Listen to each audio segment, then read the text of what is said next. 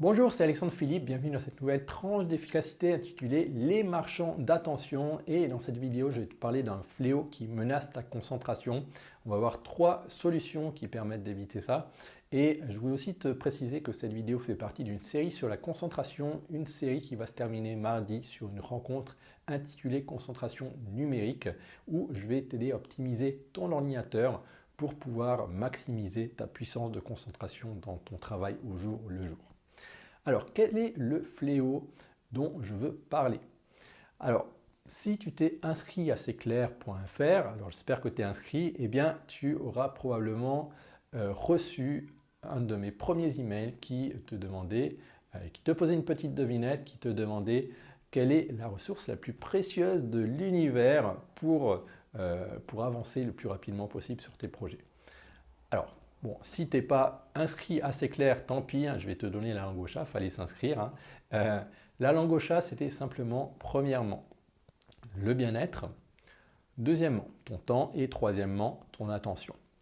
Alors, intuitivement, hein, on sait très bien que le bien-être et le temps sont importants, mais l'attention, des fois, c'est un petit peu moins évident. Parce que quand on vous offre quelque chose, quand on t'offre quelque chose gratuitement, bah souvent tu vas te dire waouh, chouette, j'ai quelque chose. Alors que ce qu'on va t'offrir, c'est aussi quelque chose sur lequel tu portes ton attention.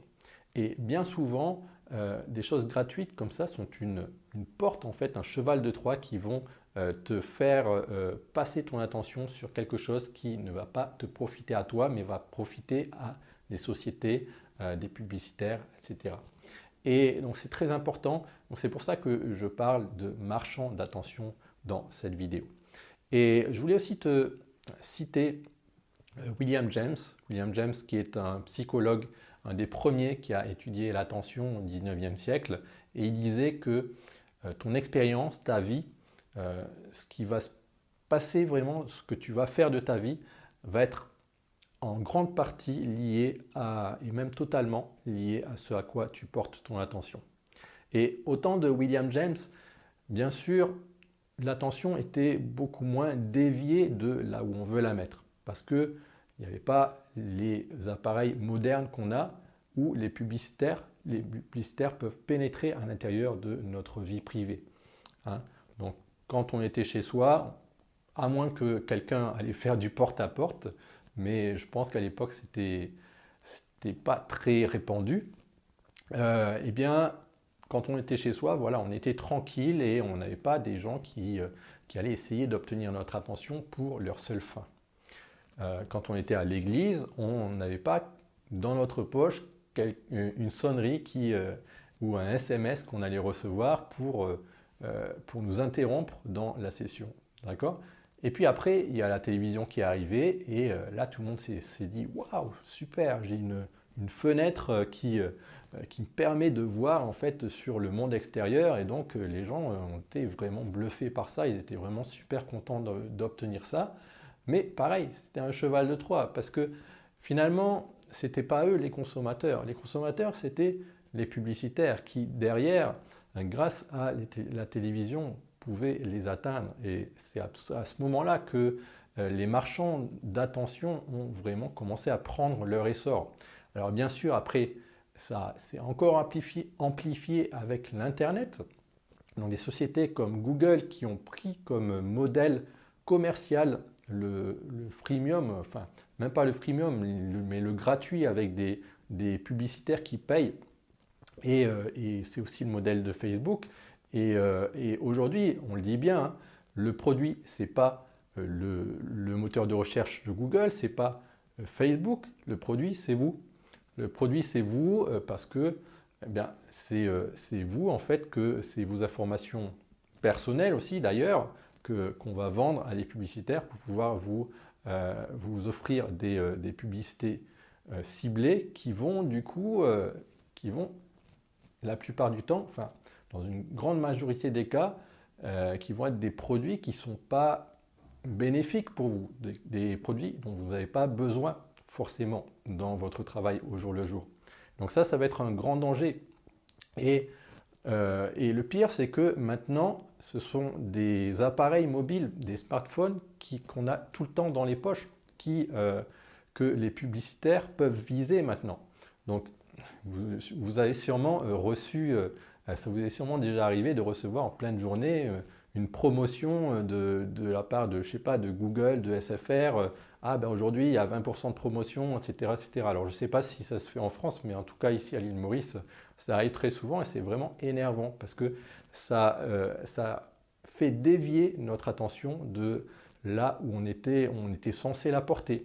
C'est-à-dire que moi, au jour le jour, quand je suis sur mes projets, ben, je mets toujours le mode ne pas déranger parce que ce qui se passe, c'est que du coup, votre capacité à exécuter vos projets ne dépend pas seulement de votre volonté, mais dépend aussi de la manière dont les publicitaires vont réussir à attirer votre attention. Et ça, c'est très dangereux parce que les publicitaires sont de plus en plus malins. Quand ils nous envoyaient des publicités, ok, ils envoyaient des publicités à tout le monde sur la télévision, bah, ça on le voyait à des kilomètres que c'était de la publicité. Mais maintenant, la publicité est de plus en plus masquée. Et c'est pas évident parce que on joue sur des caractéristiques psychologiques. Il y a vraiment des chercheurs qui font des études pour chercher comment attirer l'attention le mieux possible des consommateurs. Et il y a un livre même qui a été publié là-dessus qui s'appelle Hooked et les gens dans la Silicon Valley se sont arrachés parce que c'est un livre qui explique comment créer des habitudes de consommation avec les consommateurs, c'est-à-dire toi, pour pouvoir te faire passer le temps le plus long possible sur leurs produits. Et donc du coup, tout ça, ça va vraiment dévier le temps que tu devrais passer à tes projets et ça va du coup, ils vont se le mettre dans les poches en fait, parce que c'est une richesse aussi, hein. C'est une richesse tout ça. Et donc du coup, tout ça, c'est un danger. Et c'est pour ça que en ce moment, il y a un grand ras-le-bol. On en a marre de ces informations personnelles que Facebook, que Google obtiennent, etc. Donc il y a des lois qui sont en train de se créer là-dessus. Il y a le RGPD qui va être actif le 25 mai. Mais tout ça, je pense que ça ne suffit pas. Parce qu'il faut aussi être soi-même très sensible à tout ça et avoir vraiment conscience que l'attention, ça vaut de l'or. Et même si on a l'impression que, en fait, c'est rien, quoi. Et du coup, voilà, je voulais te donner simplement trois petites pistes, hein, trois petites pistes qui valent ce qu'elles valent. En tout cas, moi, j'aime bien les appliquer et je suis sûr que ça va t'aider. Donc la première piste, c'est de bazarder ta télévision, ta radio, les choses que tu ne peux pas programmer à ta guise, où tu vas te dire, ah non, si je ne regarde pas ça, je vais le manquer, etc. Et donc du coup, ça va vraiment te permettre de te libérer, hein. Bon, certes, tu ne vas pas être au courant de certaines informations, mais de toute façon, tu vas parler avec tes amis et normalement, tu devrais pouvoir raccrocher au fil. Et puis, si tu veux, tu peux aussi simplement t'informer avec des magazines, mais de manière volontaire, tu vois. Ou alors, si tu veux, tu minimises simplement le temps d'exposition à la télé et surtout, tu ne le mets pas toute la journée alors qu'il n'y a personne qui le regarde. Moi, je sais qu'il y a certaines familles où la télé, elle est tout le temps en tâche de fond et donc les gens ne la regardent même pas et elle tourne, elle tourne, elle tourne. Ça, c'est vraiment dommage, quoi. Parce que mieux vaut la passer à donner toute son attention aux gens qu'on parle, hein. Ça, c'est vraiment beaucoup mieux. Ensuite, la deuxième chose, c'est le couvre-feu numérique. Donc, 1 heure avant de te coucher, tu éteins le Wi-Fi, tu éteins ton routeur Wi-Fi et puis comme ça, il n'y a plus d'Internet, il n'y a plus de notifications et tu te sens enfin calme et déconnecté et du coup, tu peux te renouer avec ton côté humain. Et ensuite, le troisièmement, c'est le week-end. En profites-en pour aller dans la nature, pour aller à la plage, pour aller à la montagne, pour faire des discussions profondes avec tes amis. Et du coup, et bien sûr, sans téléphone portable, ça va sans dire. Et du coup, avec ça, tu vas pouvoir te ressourcer beaucoup plus facilement qu'avec des week-ends où en fait tout le monde est sur son portable à pianoter. Voilà, donc ça, c'est ces trois petits conseils. Je suis sûr que si tu les appliques, ça va vraiment te changer la vie en profondeur. Et puis, je voulais revenir sur la rencontre que j'organise ce mardi, une rencontre qui justement va te permettre d'éviter tous ces parasites, mais cette fois sur ton ordinateur, c'est-à-dire que quand tu es en train de travailler pendant ta journée, ben moi je vais t'apporter une checklist de 15 points qui vont te permettre de te débarrasser de la plupart des marchands d'attention qui vraiment risquent de te faire diverger, mais big time quoi, de te faire dévier de tes projets et parce que ça, ils sont vraiment très forts. Donc, je suis sûr que tu es exposé à ce problème toi-même. Pardon. Alors, qu'est-ce qu'on va avoir pendant cette rencontre? Ben, on va commencer par faire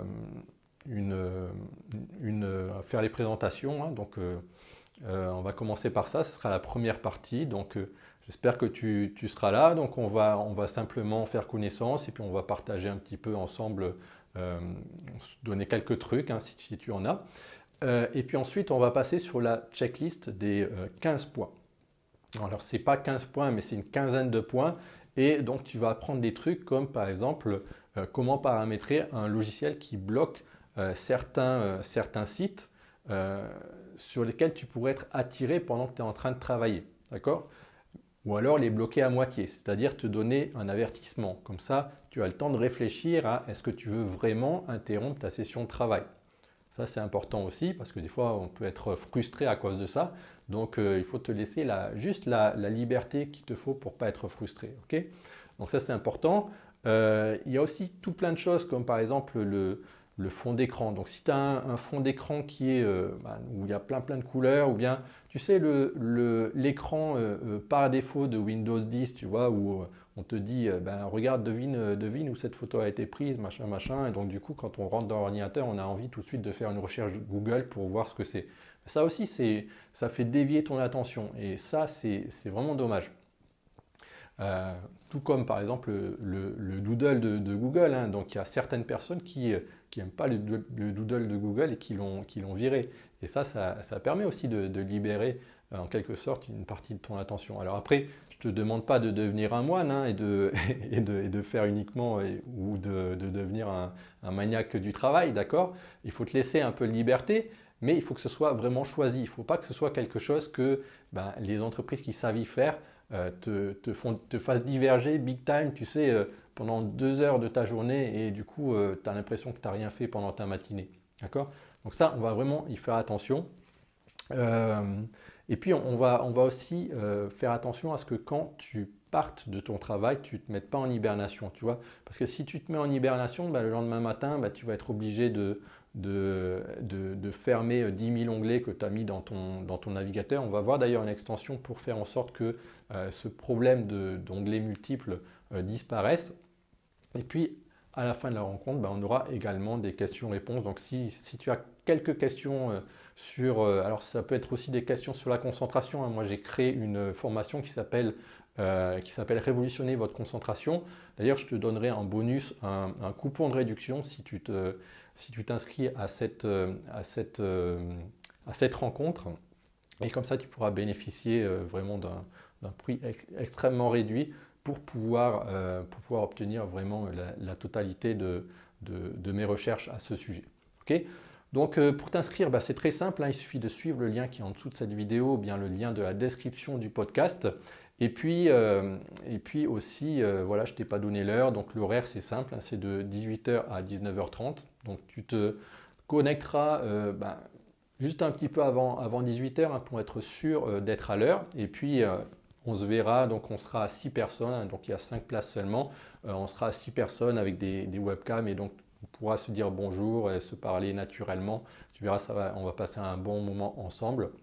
Et donc on va prendre notre courage à deux mains, d'ailleurs à 12 mains du coup. Et grâce à cette rencontre, à l'énergie qui est dans la salle, tu vas voir, ça va passer tout seul.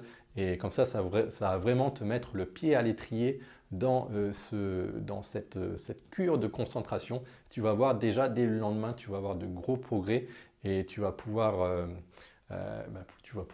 augmenter ton efficacité de plusieurs crans, quoi. Tu vas vraiment marquer des points dans l'exécution de tes projets. Ok, donc j'espère que tu seras là mardi et d'ici là, j'espère que tu te porteras bien. Allez, je te dis salut, bye bye.